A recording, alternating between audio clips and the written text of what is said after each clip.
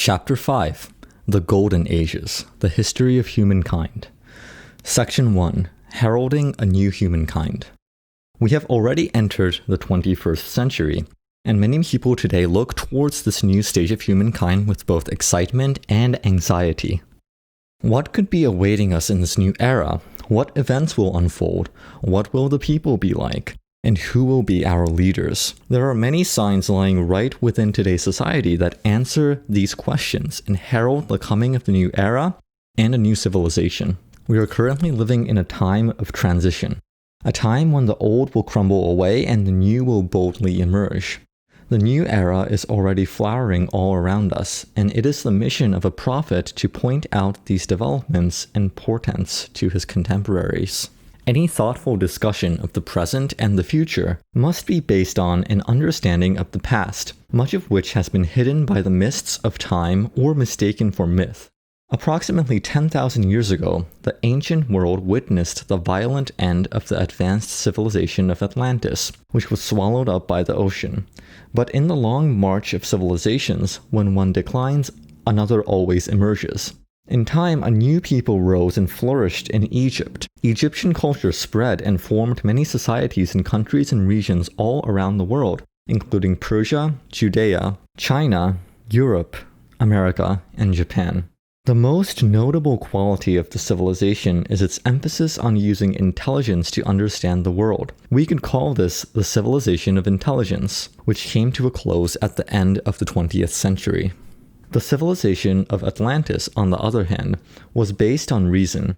Both the Grand Tathagata, Maitreya, and Kuthumi of the cosmic world of the ninth dimension played major roles in the development of Atlantis. Kuthumi is better known as Archimedes and as his later incarnation, Sir Isaac Newton. The civilization of Atlantis was preceded by another unique civilization, Mu, which flourished on a continent of the same name in the Pacific Ocean some 15,000 years ago. The Mu civilization was characterized by the use of light energy.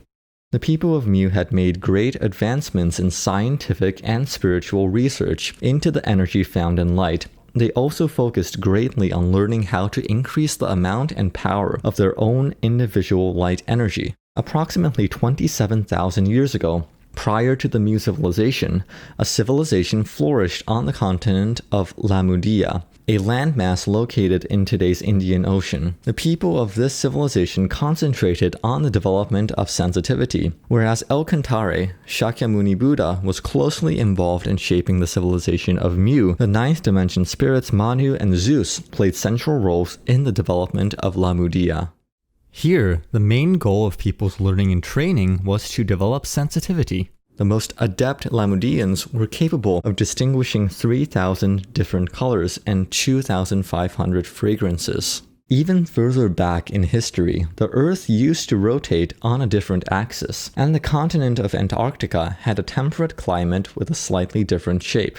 It was called Mutrum, and was the site of a flourishing civilization that disappeared 153,000 years ago. Unlike Mu or Atlantis, this continent did not sink into the sea. When the Earth's axis shifted to what it is today, the continent's position moved in such a way that the climate became untenable for virtually all forms of life. This shift marked the start of the famous Ice Age. As we will one day discover, many traces of the civilization are still preserved beneath Antarctica's perennial ice. An even more ancient people called the Garna created a civilization characterized by its focus on developing psychic and supernatural powers. At that time, approximately 735,000 years ago, what are now the African and South American continents were still one unbroken landmass called Garna. Its people faced destruction when this massive continent was jolted by massive tectonic movements beneath the earth.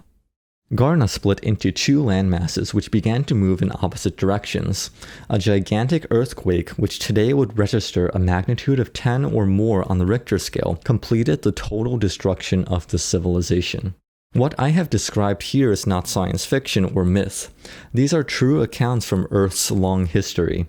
I convey this knowledge to you and to all the people of this present age, as well as future ones, because it provides a valuable context for considering our civilization today and provides insight into how we should shape and understand the civilizations of the future.